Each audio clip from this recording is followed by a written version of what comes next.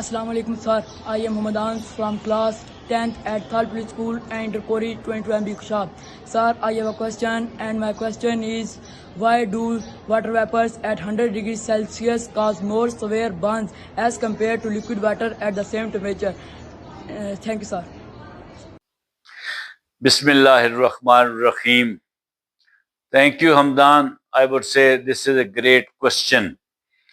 Water vapor and boiling water have the same temperature, which is 100 degrees centigrade.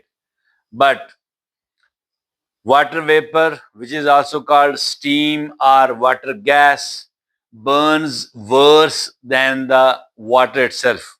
Whereas the temperature of both is same, that is 100 degrees centigrade. Good question. Hamdan, you should know that when phase changes, when liquid changes to gas, let's take the example of water. When water changes to gas, during that point, which is called boiling point, which is 100 degrees centigrade, the temperature does not change. The temperature remains constant. Let me explain this thing first, then you will be able to understand why the steam burns much worse than water. Well, you have a container in which you have added water at room temperature. You know, the water at room temperature has the temperature of 20 to 25 degrees centigrade. इतना ही temperature होता है. Now you have put it on the fire in the kitchen and you have started heating it. The temperature has started rising. It has gone up from 25 degrees centigrade to 30 and then to 40, 60, 80, 90 and then finally 100 degrees centigrade and water has started boiling now. You know, because the water boils at 100 degree centigrade. Now the thermometer does not show any upward reading from 100 degrees centigrade. The temperature has stopped rising. Although you are heating it continuously, constantly, the fire is burning, the kettle is on the fire, the heat is being added, but temperature is not rising.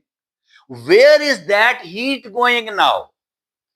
When the temperature was rising, the heat was being absorbed by the particles of water, molecules of water, and their thermal energy was increasing, their kinetic energy was increasing, their movement was increasing, and so their temperature was increasing. Now, the temperature has stopped increasing, although heat is being pumped in. You are pumping in heat, but temperature is not increasing. Where is that heat going, which you are adding to the kettle, to the water? Now that heat is being used in breaking the bonds between the molecules of water, between the particles of water. There is a force of attraction between the particles of water. That force of attraction is being broken. That is being overcome by that heat. Now the heat which you are adding is not being absorbed by the particles anymore. That heat is being used in breaking the forces of attraction between the particles, which are also called bonds between the particles. अब heat जो है उन bonds को तोड़ने में लगी हुई है. अब heat पानी के molecules को नहीं मिल रही, इसलिए टेम्परेचर ऊपर नहीं जा रहा, टेम्परेचर कांस्टेंट हो गया है, जबकि हीट आ रही है. अब जब वाटर के मॉलिक्यूल्स के दरमियान बॉन्ड्स को हीट ने तोड़ दिया, एक मॉलिक्यूल इधर चला गया, एक इधर चला गया, मॉलिक्यूल फ्री हो गए, अब गैस बन गए, एक मॉलिक्यूल इधर और एक मॉलिक्यूल इधर, गैस बन गए. अब वो हीट किधर गई? जिसने तोड़ा था वो हीट तो है ना. आपको पता है ना कि हीट एक एनर्जी है, is a form of energy, और एनर्जी जो है एक फार्म से दूसरी फार्म में चली जाती है, खत्म नहीं होती। Law of conservation of energy यही है ना। तो वो एनर्जी किधर गई? हीट एनर्जी अब कहां गई? वो हीट एनर्जी अब वो जो मॉलिक्यूल्स पानी के, वाटर के अलहदा अलहदा हुए थे, सेपरेट हुए थे, बहुत फासले पर थे, अब वो हीट उनमें ऐड हो गई है, मगर टेम्परेचर उतना ही है। ये हीट जिसने बांड ब्रेक किए थे और टेम्परेचर को राइज नहीं किया था, 100 ही रहा था टेम्परेचर, इस हीट को लेटेंट हीट ऑफ वेपोराइजेशन कहते हैं। Latent heat of vaporisation. अब लेटेंट हीट जो है, इसका मतलब है हिडन हीट, छुपी हुई हरारत, मख्फी हरारत जो आपको नजर नहीं आती। लेटेंट लैटिन जुबान का लफ्ज है जिसका मतलब होता है हिडन, छुपी हुई। तो ये छुपी हुई क्यों है? इसलिए कि टेम्परेचर राइज नहीं कर रहा। आप समझ रहे हैं कि शायद पानी में हीट आ नहीं रही, जबकि आग नीचे से लगी हुई है, हीट तो आ रही है। इसलिए छुपी हुई है कि टेम्परेचर राइज नहीं हो रहा, आपको समझ ही नहीं आ रही कि हीट कहां जा रही है। तो वो एक्चुअली वो बांड्स को ब्रेक कर रही थी। उसने बांड्स को ब्रेक किया, फोर्सेस ऑफ अट्रैक्शन जो थी पार्टिकल्स में, उनको ब्रेक किया, पार्टिकल्स फ्री हो गए, दूर दूर हो गए। अब वो जो हीट थी जिसने इसको, जो लेटेंट हीट ऑफ वेपोराइजेशन थी, अब उसको तोड़ने के बाद वो उन पार्टिकल्स के अंदर एब्जॉर्ब हो गई है। ठीक है, अब आप ये देखें कि बॉइलिंग वाटर जो है उसका भी 100 डिग्री सेंटीग्रेड टेम्परेचर है। ये जो स्टीम या वाटर वेपर जिसको आपने कहा, या जिसको मैं गैस कहता हूं, तीनों नाम सेम थिंग। स्टीम भी कह सकते हैं, वाटर वेपर भी कह सकते हैं, और गैस भी कह सकते हैं। वाटर अब गैस बन गया, ठीक है। अब ये जो गैस बनी है, या स्टीम या वाटर वेपर बना है, इसके अंदर इसका टेम्परेचर तो 100 डिग्री सेंटीग्रेड ही है, मगर वो जो हिडन हीट इसके अंदर ऐड हो गई है, वो वाटर में तो नहीं है, बॉइलिंग वाटर में। बॉइलिंग वाटर के अंदर तो 100 डिग्री सेंटीग्रेड ही है। इसके अंदर क्या है? इसके अंदर दो चीजें हैं स्टीम के अंदर, 100 degree centigrade plus hidden heat, छुपी हुई हरारत। ठीक है। अब क्या होता है, आपको पता है कि जब बॉइलिंग वाटर जिसका टेम्परेचर 100 डिग्री सेंटीग्रेड है, जब वो आपकी स्किन के ऊपर लगता है, तो उसके अंदर जो हीट है वो आपकी स्किन एब्जॉर्ब करती है, क्योंकि आपकी स्किन का टेम्परेचर कम है। आपका आपका तो मैक्सिमम टेम्परेचर कितना है? 98 डिग्री, 98.6 डिग्री फ़ारेनहाइट है। और ये कितना है जो बॉइलिंग पॉइंट है? ये 212 डिग्री फ़ारेनहाइट है, 100 डिग्री सेंटीग्रेड है। 100 डिग्री सेंटीग्रेड कितना होता है? 212 डिग्री फ़ारेनहाइट। और आपकी बॉडी कितनी है? 98.6 डिग्री। तो हीट किधर जाएगी? आपकी बॉडी में जाएगी, क्योंकि आपकी बॉडी का टेम्परेचर कम है, स्किन का टेम्परेचर कम है, वाटर का टेम्परेचर ज्यादा है, उसमें से हीट निकलेगी और आपके आपके स्किन में एब्जॉर्ब होगी, तो आपको आपकी स्किन जलेगी। ठीक है।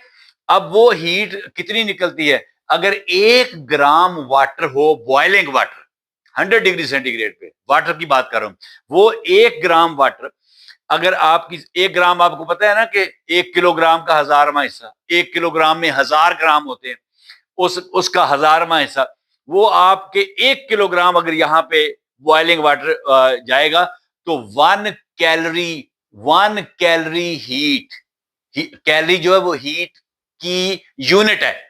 हीट का यूनिट कैलोरी भी है, जाउल भी है, मैं हीट की बात कर रहा हूं। तो 1 कैलोरी हीट जो है वो आपकी स्किन में एंटर होगी 1 ग्राम बॉइलिंग वाटर से, तो वो वाटर नॉर्मल हो जाएगा। ठीक है। मगर अगर 1 ग्राम स्टीम, जितना जितना पानी था, 1 ग्राम था ना, 1 ग्राम स्टीम अगर आपकी स्किन पे लगेगी, तो वो 540 कैलोरी हीट आपकी स्किन में एंटर करेगी, तो फिर वो वाटर बनेगी। यानी पहले वो गैस से, वाटर वेपर से, स्टीम से लिक्विड बनेगी। जब वो लिक्विड बन जाएगी, कंडेंसेशन इसको कहते हैं, जब उसकी कंडेंसेशन हो जाएगी, लिक्विड बन जाएगी, तो उस वक्त लिक्विड बनते बनते वो 540 कैलोरीज हीट आपकी स्किन में एंटर कर चुकी होगी, और उसके बाद उसका टेम्परेचर फिर 100 डिग्री सेंटीग्रेड ही रहेगा। फिर वो उसमें से हीट निकालेगी, कितनी? एक कैलोरी और, यानी 541 कैलोरी हो गया। 541 कैलोरी 1 ग्राम स्टीम ने आपकी बॉडी में एंटर की और 1 ग्राम बॉइलिंग वाटर ने, उसका भी टेम्परेचर 100 डिग्री सेंटीग्रेड है, उसका भी 100 डिग्री सेंटीग्रेड है। एक्चुअली आपको जो बर्न किया है स्टीम ने ज्यादा बुरे तरीके से, मच वर्स वे आपको बर्न किया है, वो 540 कैलोरी जो से निकली है ना, वो हीट थी जो हिडन हीट थी, लेटेंट हीट ऑफ वेपोराइजेशन थी उसके अंदर, उसने आपको बर्न किया। तो टेम्परेचर दोनों का सेम है, मगर हीट दोनों की सेम नहीं है। बॉइलिंग वाटर के अंदर हीट कम है, स्टीम के अंदर हीट ज्यादा है, क्योंकि बॉइलिंग वाटर ने आपके अंदर ऐड किया है what it has 100 degree centigrade of temperature, और स्टीम ने आपके अंदर ऐड किया है what it has plus the hidden heat, latent heat of vaporisation. उसने दो चीजें ऐड की हैं, दो जगह से हीट आई है, स्टीम से और वाटर से, एक जगह से वही जो 100 डिग्री सेंटीग्रेड था उससे आई है। ठीक है, इसलिए आपको स्टीम ने ज्यादा बर्न किया है। अच्छा, अब देखना यह है कि ये जो स्टीम है, क्या इसका टेम्परेचर 100 डिग्री सेंटीग्रेड से ज्यादा हो सकता है, या वाटर का टेम्परेचर बॉइलिंग पॉइंट 100 डिग्री से ज्यादा हो सकता है। देखें, जब हम कहते हैं ना कि boiling point of water is 100 degree centigrade, यानी 100 डिग्री सेंटीग्रेड पे पानी बॉयल करता है, हम ये कह रहे होते हैं एट सी लेवल। सी लेवल तकरीबन जहां पे हम जमीन पे मौजूद है ना, जिस जगह पे हमको को हिमालय के ऊपर तो नहीं बैठे हुए, हम जमीन के ऊपर मौजूद है, तकरीबन हम ये सतह समुद्र के ऊपर हैं, थोड़ा सा समुद्र हमसे नीचे होगा, तो हम सी लेवल पे हैं। तो सी लेवल पे वाटर बॉयल करता है 100 डिग्री सेंटीग्रेड के ऊपर, यानी यहां पे जो सी लेवल पे जो प्रेशर है, प्रेशर का क्या मतलब, जो आपके सर के ऊपर, इस जमीन के तकरीबन 100 किलोमीटर अगर आप ऊपर तक जाएं तो ऊपर हवा है, ये हवा जो है इसका वजन है, इसका प्रेशर, ये प्रेशर डालती है। तो यहां पे जो प्रेशर बनता है टोटल, वो उस प्रेशर के ऊपर ये वाटर बॉयल करता है 100 डिग्री सेंटीग्रेड पर। ठीक है, अगर आप, अच्छा, इस प्रेशर को कहते हैं 1 एटमॉस्फेयर। जो सी लेवल पे प्रेशर है ना एयर का, जो हमारे ऊपर इस वक्त एयर का प्रेशर है, उसको हम कहते हैं 1 एटमॉस्फेयर। ये यूनिट है एटमॉस्फेरिक प्रेशर की, जो एटमॉस्फेयर का हमारे ऊपर प्रेशर है उसकी यूनिट है 1 एटमॉस्फेयर। अच्छा, एटमॉस्फेयर उसकी यूनिट एटीएम लिख देते हैं उसको, एटीएम। इसकी और भी यूनिट है, पास्कल भी है, कुछ और भी हैं, मैं पास्कल बता देता हूं आपको। सी लेवल पे जो एयर प्रेशर है वो 1 एटमॉस्फेयर होता है 1,01,325 पास्कल्स, 1,01,325 पास्कल्स। ठीक है, ये प्रेशर है हवा का। पास्कल एक यूनिट है प्रेशर की कि कितना दबाव है। ठीक है, 1,01,325 पास्कल, ये यहां पे आपके ऊपर प्रेशर है। इस प्रेशर के ऊपर जो सी लेवल पे है, यहां पे हम मौजूद हैं, जो जहां पे हमारा किचन है, जहां पे हम पानी गर्म करते हैं, वहां पे ये प्रेशर है। इस प्रेशर के ऊपर 100 डिग्री सेंटीग्रेड पे बॉयल करेगा, और अगर आप यहां पे इसका प्रेशर बढ़ा दें, उस पानी को आप प्रेशर कुकर में डाल दें, प्रेशर कुकर में क्या होगा, ऊपर से आप टाइट करके बंद कर देते हैं उसका, जब आप उसको नीचे से आग लगाते हैं, फायर लगाते हैं, उसके अंदर हीट जाती है, तो उसके ऊपर इतना प्रेशर होता है कि वो जब वो उसके अंदर स्टीम बनती है, वाटर वेपर बनते हैं, और वो बनता है आपका गैस बनती है, तो उसके ऊपर तो उसको बाहर निकलने का रास्ता नहीं है। आप आम जो आपकी जो जो जो आम वो खुला बर्तन होता है जिसके ऊपर आप ढकना देते हैं, उसकी साइडों से तो स्टीम निकलती रहती है, तो 100 डिग्री पे बॉयल कर जाएगा। मगर इसमें से तो आपने स्टीम नहीं निकलने दी, इसमें से तो आपने वाटर वेपर निकलने नहीं दिया, उसको पैक कर दिया, तो यहाँ पे प्रेशर कुकर पे आमतौर पर पता है वाटर कितने डिग्री सेंटीग्रेड पे बॉयल होता है? 120 डिग्री सेंटीग्रेड। इसीलिए तो जल्दी खाना पक जाता है प्रेशर कुकर में।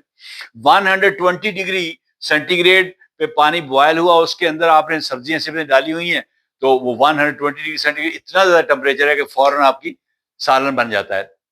मगर जो आम केटल है या आम कंटेनर है जिसके अंदर आप हंडिया जो है जिसके अंदर आप पकाते हैं, उसके अंदर से स्टीम निकलती रहती है, 100 डिग्री सेंटीग्रेड पे बॉयल करेगा, उस पर थोड़ा टाइम लगेगा खाना पकने में।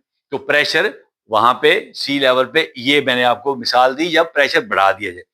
अब मुझे बताएं आप ये हिमालयास जो है जिसको को हिमालय आप कहते हैं, उसकी सबसे ऊंची जो पीक है उसको माउंट एवरेस्ट कहते हैं। आपको पता है 8,800 से ऊपर उसकी मीटर उसकी बुलंदी है, दुनिया की सबसे ऊपर चोटी है। उसके ऊपर जाके अगर आप खाना पकाएं, वहां पे आप पानी को गर्म करें, तो वहां पे कितने टेम्परेचर पे पानी उबलना शुरू हो जाएगा? बॉइलिंग पॉइंट वाटर का वहां पे क्या होगा? 70 डिग्री सेंटीग्रेड। क्यों? वहां पे एयर का प्रेशर कम हो गया है, इतना ऊपर आप चले गए हैं कि ऊपर एयर ही कम रह गई है जिसका ऊपर से प्रेशर पड़ रहा है। अब एयर का प्रेशर कम हो गया है, तो अब जो वाटर आपने कंटेनर में डाला है उसके ऊपर चूंकि प्रेशर कम है, तो थोड़ा गर्म होगा तो उसके मॉलिक्यूल्स बाहर निकलने शुरू हो जाएंगे, क्योंकि ऊपर से प्रेशर ही नहीं है। तो इसलिए वो 70 डिग्री पे ही बॉयल करना शुरू हो जाएगा, वो गैस बनना शुरू हो जाएगा। उसके ऊपर प्रेशर कम है, वो 70 डिग्री पे बॉयल करना शुरू हो जाएगा। वहां पे प्रेशर कितना कम हो गया?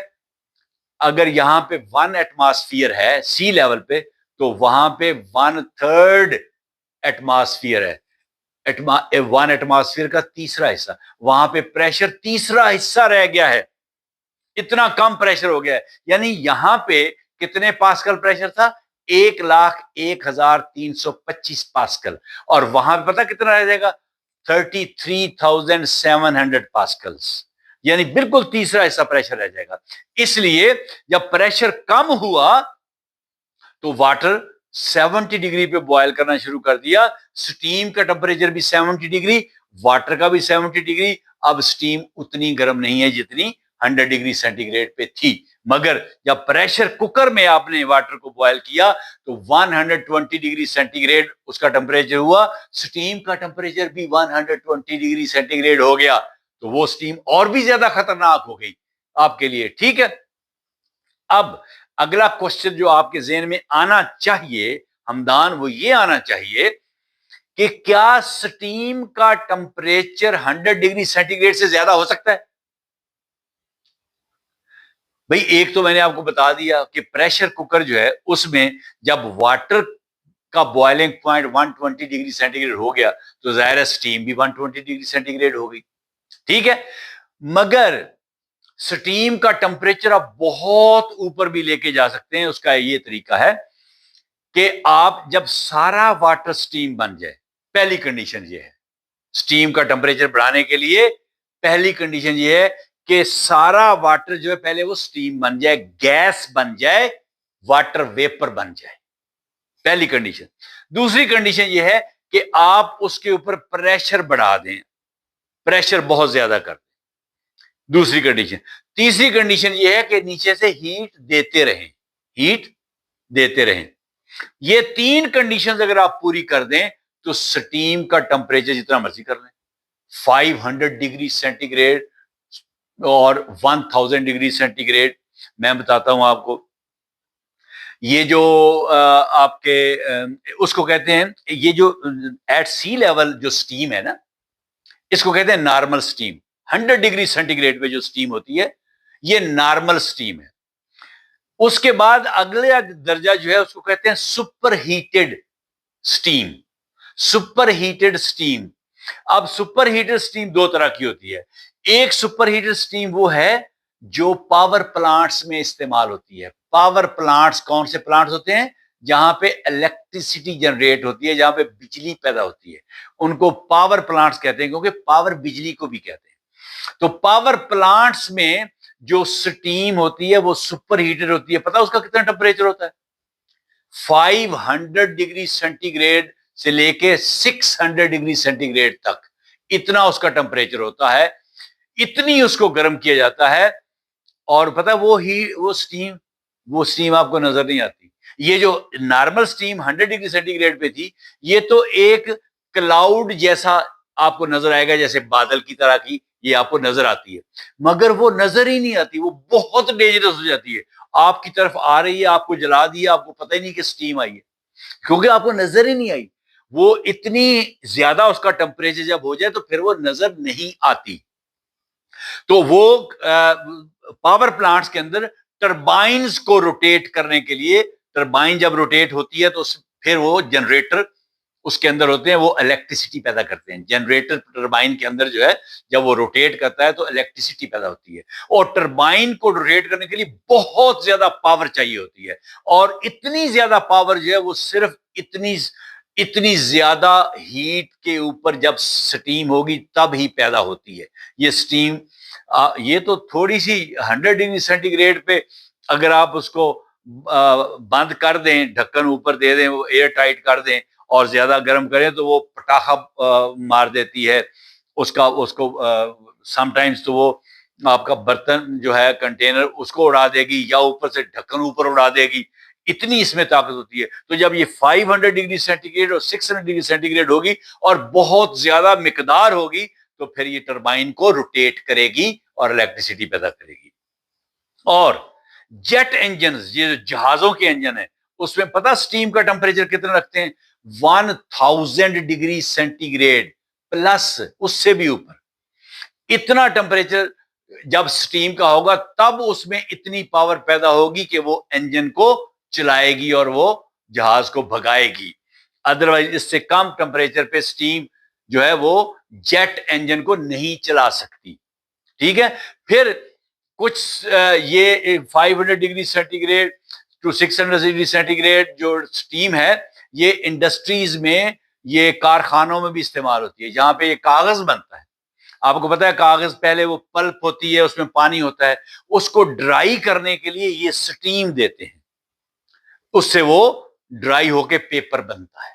ठीक है, या फिर फूड, ये जो आपको बाजार से जो प्रिजर्व्ड फूड मिलती है, उसको भी वो ड्राई करते हैं स्टीम के साथ ही। टेक्सटाइल्स में कपड़ा जो है उसको भी ड्राई इसी स्टीम से किया जाता है। ठीक है, यस, हॉस्पिटल्स में यही स्टीम जो है, इसका टेम्परेचर ज्यादा करके, 100 डिग्री से ज्यादा करके, इसको जो सर्जिकल इंस्ट्रूमेंट्स हैं, वो ऐसे इंस्ट्रूमेंट्स, वो आलात जिनसे डॉक्टर्स ऑपरेशन करते हैं मरीजों का, उन आलात से सारे जरासीम, बैक्टीरिया, जर्म सारे किल करने होते हैं, मारने होते हैं। जो 100 डिग्री सेंटीग्रेड स्टीम से नहीं मरते, तो वो फिर स्टीम का टेम्परेचर बहुत हाई करके उन इंस्ट्रूमेंट्स को, उन आलात को स्टीम में डालते हैं, फिर सारे जरासीम मर जाते हैं, फिर उनसे ऑपरेशन करते हैं। इस अमल को स्टेरिलाइजेशन कहते हैं। तो ऑटोक्लेव, वहां पे एक जगह होती है जिसमें ये स्टीम का टेम्परेचर इतना ज्यादा हो जाता है कि फिर उसमें वो ऑटोक्लेव में डाल देते हैं सारे इंस्ट्रूमेंट्स और वो स्टेरिलाइज हो जाए। ठीक है, तो स्टीम का टेम्परेचर ज्यादा हो जाता है, मगर क्या कंडीशन मैंने बताई? पहले सारा वाटर स्टीम बन जाए, एक बिल्कुल इतना भी पानी ना बचे, टोटल स्टीम बन जाए। उसके बाद फिर प्रेशर आप उसके ऊपर डालें, उसके बाद फिर हीट भी साथ जाए। ये नहीं कि अकेला प्रेशर डाल दिया और स्टीम बन गई तो अब उसका टेम्परेचर बढ़ना शुरू हो जाएगा। नो, आपको हीट भी देनी पड़ेगी, तो फिर उससे उसका टेम्परेचर बढ़ जाएगा।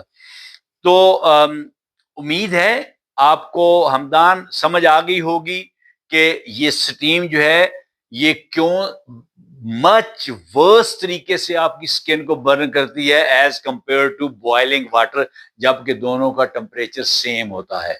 ठीक है, क्योंकि मैं कंक्लूड इस बात पे करता हूं, स्टीम के अंदर दो चीजें हैं, एक 100 डिग्री सेंटीग्रेड टेम्परेचर और दूसरी हिडन हीट, छुपी हुई हीट, जिसको लेटेंट हीट ऑफ वेपोराइजेशन कहते हैं। उसमें दो चीजें हैं, बॉइलिंग वाटर में सिर्फ एक चीज है, that is 100 degree centigrade temperature. ठीक हो गया? तो thank you very much and Allah Hafiz.